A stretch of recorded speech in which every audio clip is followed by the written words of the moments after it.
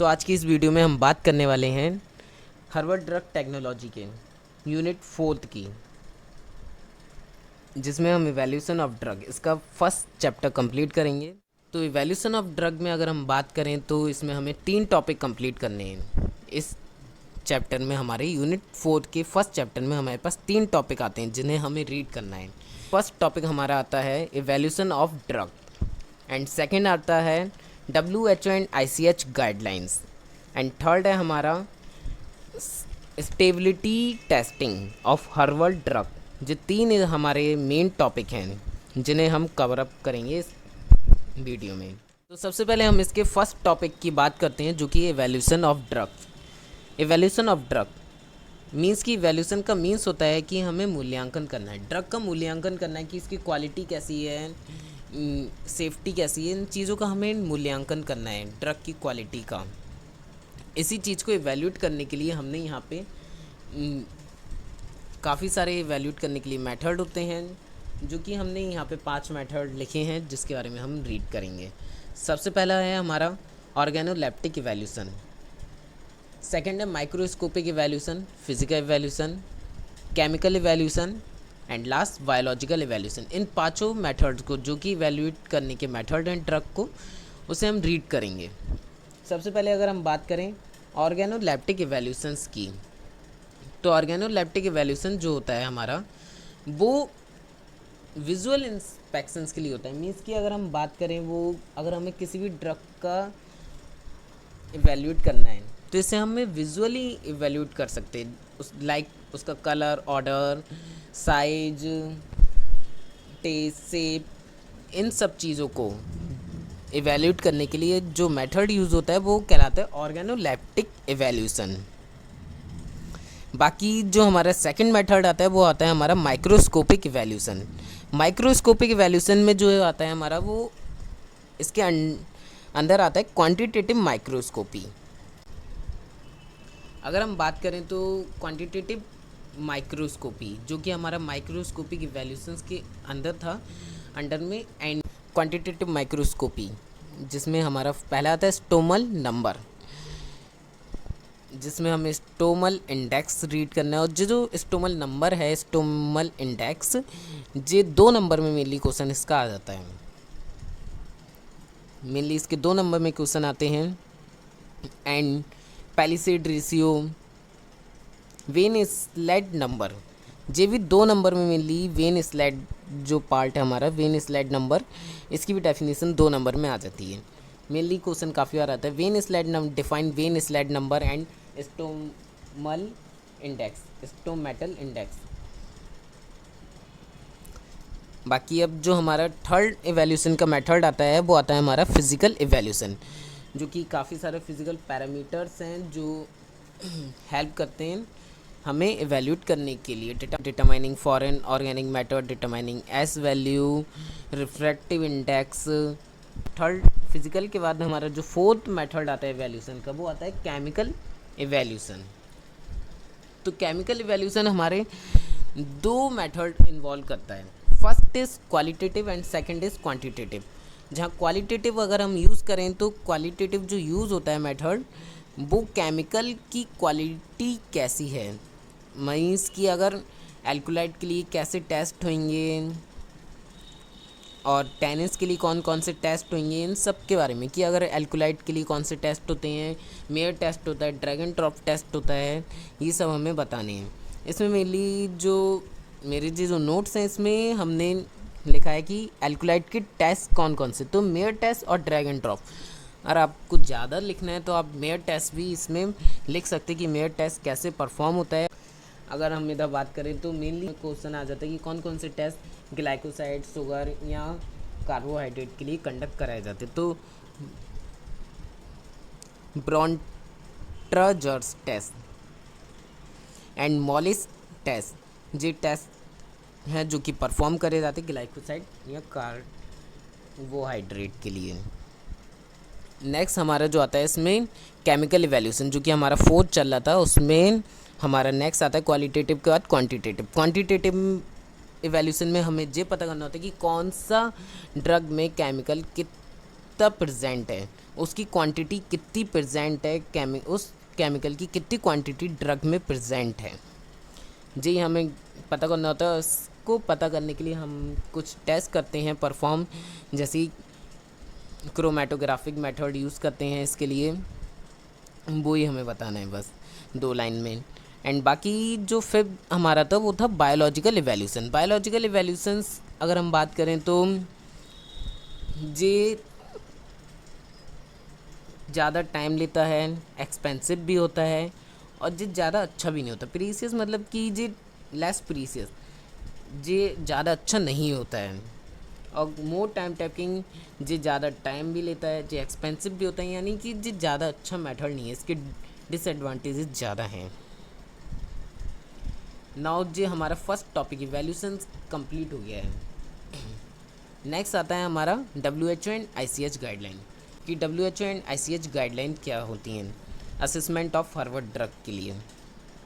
तो इसका ऑब्जेक्टिव क्या है, सबसे पहले इसे रीड कर लेते हैं कि WHO गाइडलाइन का ऑब्जेक्टिव क्या है।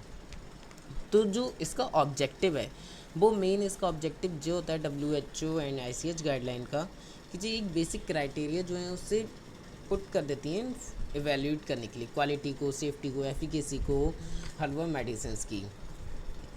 जो भी हमारी क्वालिटी सेफ्टी है उसके लिए एक बेसिक क्राइटेरिया जो बना देती हैं और उसे फॉरवर्ड करती हैं सबको,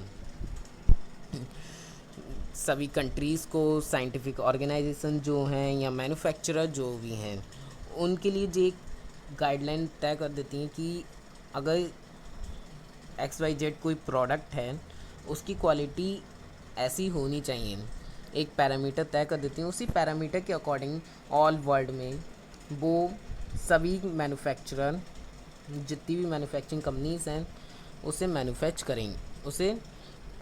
करेंगी उसी गाइडलाइन के अकॉर्डिंग। ऐसी जो कुछ पैरामीटर बनाती हैं कि उसकी सेफ्टी कैसे होगी, कौन सा कंटेनर यूज़ करा जाएगा, या जो भी इन्वायरमेंटल फैक्टर उसे अफेक्ट कर रहे हैं कैसे उससे सेफ्टी कैसे होगी, ये सब पैरामीटर इसके होते हैं। तो ये थी हमारी ऑब्जेक्टिव, जो कि WHO गाइडलाइन का ऑब्जेक्टिव है, ज़्यादा बड़ा नहीं है। नेक्स्ट आता है कि इस गाइडलाइन का एम क्या है हमारा। तो इसका एम है, जिसमें एक ही पॉइंट हमारा है 2 लाइन का, कि ये गाइड करते हैं प्रिंसिपल फॉर इवेल्यूएट करने के लिए क्वालिटी को with respect to the safety of herbal medicine की सेफ्टी के साथ स्पेसिफिक रेफरेंस कंटामिनेंट्स का एंड रेसिड्यू का। नो असेसमेंट ऑफ क्वालिटी जे भी WHO एंड ICH गाइडलाइन के अंडर में आता है, कि उसके जो अंदर है उसी हेडिंग के, वो जो मेन हेडिंग है WHO एंड ICH गाइडलाइन, उसके अंदर में हमें उसका ऑब्जेक्टिव रीड करना है, उस गाइडलाइन का एम क्या है वो भी पढ़ लिया। नाउ असेसमेंट ऑफ क्वालिटी, कि असेसमेंट क्या है क्वालिटी का। अगर हम यहाँ पे सबसे पहले हमें ये पता होना चाहिए कि असेसमेंट ऑफ क्वालिटी इस लाइन का मीन्स क्या है इस हेडिंग का। तो असेसमेंट जो होता है वो अभी हम बायोलॉजिकल इवैल्यूएशन, केमिकल इवैल्यूएशन ये रीड कर रहे थे। असेसमेंट का मतलब भी इवैल्यूएशन ही होता है, कि जी कैसे इसका मूल्यांकन होगा, क्वालिटी का जो भी हमारी क्वालिटी है इसका कैसे मूल्यांकन करेंगे। तो उसमें हमारे असेसमेंट ऑफ क्वालिटीज़ में वैसे मेनली जो है WHO गाइडलाइन के अकॉर्डिंग जो सिलेबस में वो आपको 3 चीज़ें मिलती हैं, assessment of quality, assessment of safety and assessment of efficacy for this intended uses. But जो मेनली जो पूछा जाता है वो असेसमेंट ऑफ क्वालिटी आता है क्वेश्चन इसके ऊपर। तो असेसमेंट ऑफ क्वालिटी के अंडर में हम pharmaceutical assessment, plant assessment, final product, finish preparations जो भी है, स्टेबिलिटीज़ की, वो हमें रीड करनी है। और असेसमेंट ऑफ सेफ्टी इस नोट्स में यही है। बाकी जो आपको रीड करना है वो वेरियस बुक्स अवेलेबल हैं मार्केट में, आप उससे भी रीड कर सकते हैं। तो जो जो इम्पोर्टेंट है वो आपको लिखा गया है इसमें, और वेरी शॉर्ट नोट्स हैं। अगर हम बात करें असेसमेंट ऑफ क्वालिटी, इसके फर्स्ट थिंग्स की है, जो कि हमारी अगर WHO एंड ICH पे अगर दोबारा से जाएं तो वहाँ पे हमने रीड कर लिया था इसका ऑब्जेक्टिव, कि इसका ऑब्जेक्टिव क्या है, फिर इस गाइडलाइन का एम क्या है। Next is pharmaceutical assessment of quality, जिसके अंडर में आता है pharmaceutical assessment. And second is crude plant material, crude plant material जिसका असेसमेंट अगर हम बात करें तो जो भी क्रूड प्लांट मटेरियल है तो बॉटनिकल डेफिनेशन इंक्लूड करती हैं genus species and authority should be given to ensure correct plant identification.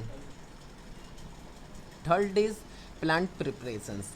Plant preparations इसका आ जाता है जिसमें हम इंक्लूड होता है powder plant material extract tincture fatty and essential oils.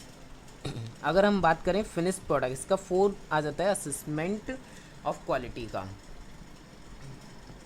जिसमें अगर हम बात करें तो यहाँ पे आप एक चीज़ देखेंगे इफ़ एन एक्टिव प्रिंसिपल, बड़ी सिंपल एंड शॉर्ट है कि अगर हम एक्टिव प्रिंसिपल वाला पैराग्राफ देखेंगे तो और प्लांट प्रिपरेशंस का लास्ट सेकंड पैराग्राफ देखेंगे वो दोनों सेम ही हैं। मेनली जो आपको लाइन दिखेंगी वो सेम ही दिखेंगी क्योंकि जो नोट्स हैं बड़े सिंपल हैं और जो बात है वो सब एक ही बात कही जाती है घुमा फिरा के। क्रोमेटोग्राफी फिंगर टेक्निक का यूज़ करते हैं इंश्योर करने के लिए क्वालिटी प्रोडक्ट की, तो ऐसी फिनिश प्रोडक्ट में भी यही चीज़ें यूज़ होती हैं क्योंकि प्लांट प्रिपरेशन फिनिश प्रोडक्ट आ गया वो सब सेम ही यूज़ होगा। नाउ नेक्स्ट इसकी फिफ्थ इज स्टेबिलिटी कि उससे कैसे उसकी सेल्फ लाइफ को इस्टेब्लिश किया जा सकता है। यही चीज़ हमें स्टेबिलिटी में पढ़नी होती है उसकी सेल्फ लाइफ को इस्टेब्लिश करने के लिए। नेक्स्ट अगर हम बात करें सेकंड आ जाता है assessment of safety. Assessment of safety जो इसका सेकंड आता है असेसमेंट ऑफ क्वालिटी के बाद असेसमेंट ऑफ सेफ्टी कि उसे सेफ़ कैसे रखा जा सकता है। अगर हम कोई भी प्रिपरेशन बताते हैं उसे कैसे सेफ़ रख सकते हैं तो यहाँ पे ये काफ़ी इम्पॉर्टेंट पैरामीटर भी हो जाता है कि उसे कैसे हम सेफ़ रख सकते हैं। उसके टॉक्सिलॉजिकल जो भी स्टडीज़ होती हैं उसको इसमें इन्वॉल्व किया गया है, जो कि एक छोटी सी डेफिनेशन यहाँ पे लिखी गई है कि जो भी if the medical product has been traditionally use without demonstrate harm, no specific respective regulatory action should be taken unless new evidence demand a revised risk benefit assessment. Now next जो हमारा थर्ड टॉपिक आता है valuation of drug and WHO and ICH guideline के बाद वो आता है stability testing of हार्वर्ड ड्रग। स्टेबिलिटी टेस्टिंग ऑफ हार्वर्ड ड्रग में हम रीड करते कि जो भी स्टेबिलिटी टेस्टिंग हार्वर्ड ड्रग की वो इंक्लूड करती है क्वालिटी विच वेरीज करती है।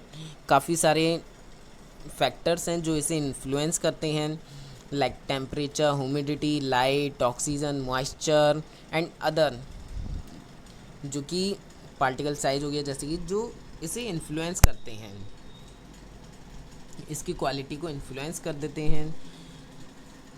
एंड इसलिए जो इवैल्यूएशन है of the parameter based upon the chemical, physical, microbiological, therapeutical and toxicological studies जो भी हैं वो स्टडी की जाती हैं हमारे पास। फिजिकल केमिकल माइक्रोबायोलॉजिकल थेराप्यूटिकल जो कुछ स्टडीज़ हैं जो हम करते हैं स्टेबिलिटी के लिए। अगर हम बात करें कि फैक्टर इन्फ्लुएंसिंग जो कि फैक्टर अफेक्ट करते हैं स्टेबिलिटी को हार्वर्ड ड्रग की, तो इन्वायरमेंटल फैक्टर हैं जो कि हमने अभी ऊपर रीड करे थे कि इन्वायरमेंटल फैक्टर कौन कौन से हो सकते हैं light temperature humidity oxygen moisture, ये सब इन्वायरमेंटल फैक्टर्स हैं। ऐसे माइक्रो ऑर्गेनिज्म ये सब जो हैं अफेक्ट करते हैं स्टेबिलिटी को। हार्वर्ड ड्रग की कंटेनर है packaging interactions contain variation storage condition, ये सब कुछ फैक्टर्स हैं जो कि अफेक्ट करते हैं स्टेबिलिटी को हार्वर्ड ड्रग की। तो जो हमारे इसके तीनों टॉपिक कंप्लीट हो गए हैं, जो कि हमारा फर्स्ट था इवैल्यूएशन ऑफ ड्रग, जिसमें हमें 5 चीज़ें रीड करनी थी कि कौन कौन से इवैल्यूएट करते हैं ड्रग को। पैरामीटर ऑर्गेनोलैक्टिक इवैल्यूएशन जो कि मेथड है इवैल्यूएट करने के, organoleptic microscopic physical chemical biological, इन 5 के बारे में हमने डिटेल में पढ़ लिया। एंड सेकंड था WHO एंड ICH गाइडलाइन जिसमें हमने ऑब्जेक्टिव उसका aim assessment of quality and assessment of safety read करा।